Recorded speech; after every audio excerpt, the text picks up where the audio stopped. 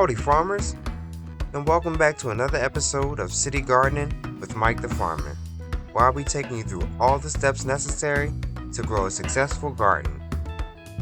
So come along with me as we journey on to grow sustainably. So, the first thing we want to do before we get started on any day is we want to pay homage and give thanks to our ancestors. Give them praise for all that they've done and all that they sacrificed for us. Thank them for giving me the ability to be able to use my hands, use the knowledge given to me to be able to grow sustainable food for not only myself, but for my community. So take a moment, give thanks to your ancestors, give praise due. So let's get started. Removing weeds. First, we'll remove the weeds from the top layer of the soil. You really only want to go about a half an inch to an inch under the soil. The intention is to remove the weeds, but avoid disrupting any of the lower layers that retained any valuable nutrients throughout the winter season. So if you use a stirrup hoe like you see me using in this example, it gets right up under the roots of the weeds where you can gently remove it from the soil and toss it right into the trash. Don't toss them in your compost, however, because if those seeds get into the compost, they'll surely germinate and turn into weeds in your compost. So toss them right in the trash and not in your compost. Tools you need: rake, hand trowel, a hand rake, a stirrup hoe, and your hands.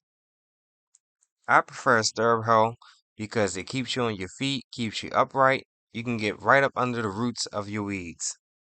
It avoids you from getting on your knees and it prevents a lot of back pains and knee pains.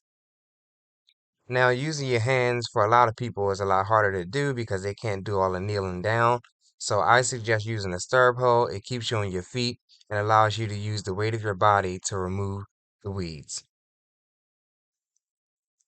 And then, like I said, as you see, I just go over the top layer with the stirrup hoe. I loosen them up.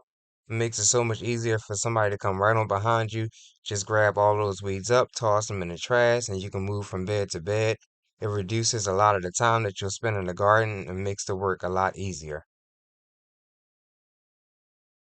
All right, now we're going to discuss what they call weed blockers or moisture retainers. In this bed, we have an example of what an effective weed barrier or weed blocker will do and the multiple benefits that it has. The first half of the raised bed that you see in the video has a layer of landscaping plastic down, and then I added an inch of mulch on top of that. The reason for doing it is it helps retain the heat throughout the season. It blocks the sun from getting to the soil. If you may have any seeds from the weeds, it blocks those out from being able to germinate. And that in turn avoids a lot of that extra back-breaking work that you'll have to do removing weeds throughout the season. And it also, and most importantly, retains the moisture in your soil. You want to do whatever you can to do the least amount of water in throughout the season. And if you put some mulch down or a weed barrier and blocker, it will retain a lot of that moisture from being evaporated by the sun. And here in Philly, when you have high temperatures in the 90s like we do often in the summer, you want to avoid having to constantly water and spending all that extra money during the heat waves and during high temperatures. So if you put a weed barrier down or moisture retainer down with some mulch, landscaping fabric, or landscaping plastic, that will help retain a lot of the moisture in your soil. So then when you're watering throughout the week, and typically you want to water your garden 2 times out of the week. If you don't have any weed barrier down, like landscaping fabric or plastic or mulch, then you want to water typically about every other day. During heat waves, you definitely want to water every day if possible, but you want to pay attention to the top layer of your soil. If you see it getting light brown and dried out, then you want to start to water.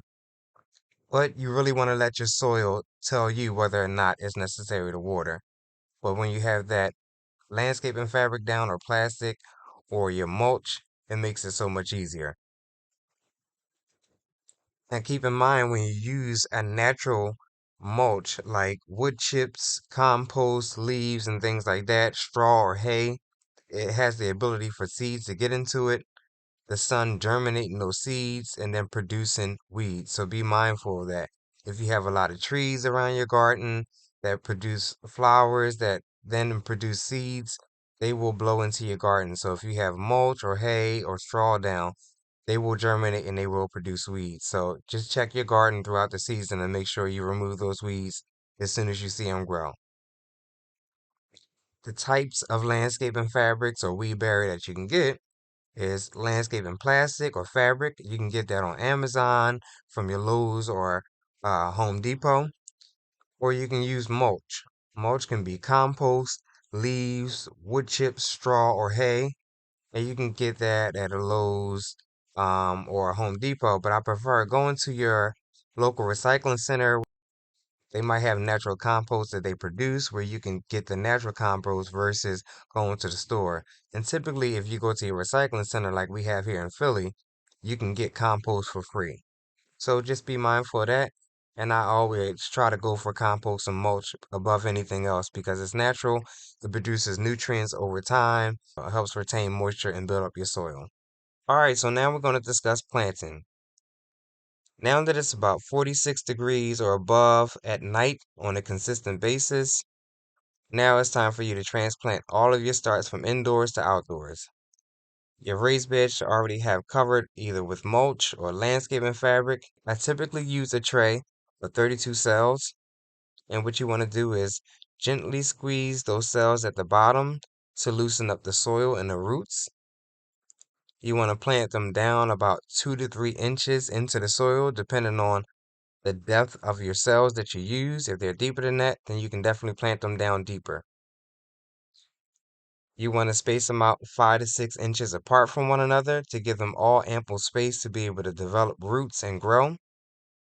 And then once that plant is in the soil, you want to take your first 2 fingers on each hand, press gently down around the plant on either side, and that helps to make contact from roots and soil down into your raised bed.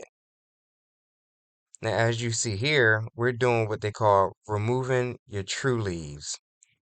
True leaves are the first 2 leaves that break the soil once your plant or once your seed germinates. Those leaves are typically the lowest leaves to the ground. And what happens is, whether you have mulched down landscaping fabric or your garden is bare, when it rains, the soil will bounce up off of the ground, settle on those bottom leaves, and typically cause disease to your early plant. And sometimes your plants will die off a lot of times because of that, and you might not be sure as to why your plant is dying. So just remove those true leaves from the bottom part of your plant, the lowest leaves to the soil, and you should be good. Now, once you've removed those leaves, gently water all of your plants with either a hose or your water pail. Make sure to heavily saturate your soil so that it makes complete contact with your raised bed and adjusts to its new home. Once everything has been watered down, remember you typically want to water your raised bed about 2 times per week if you have any retainer down on the soil like landscaping fabric or mulch. But if your raised bed is exposed, about once every other day. Anytime you have any heat waves, 85 degrees or higher, water your garden every day to every other day, but let your garden speak to you and let your soil determine whether or not it's necessary to water. The darker your soil, the more moisture that it has. The lighter and flakier your soil is, the more water it needs. So what have we learned? Firstly, pay homage to your ancestors and be mindful of whatever temperatures are at night. Once temperatures are about 46 degrees or more on a consistent basis, then you can safely transplant your starts from indoors to outdoors. Remove any weeds about 1/2 inch to 1 inch on the top layer of your soil, but try not to go any lower than that to not disturb any nutrients in your soil. Plant them 2 to 3 inches deep or whatever the depth of your cells are. Space them out 5 to 6 inches apart. Lay down any weed barriers or blockers that you have to reduce weeds and maintain any heat and water. Water 2 times a week or daily during any heat waves.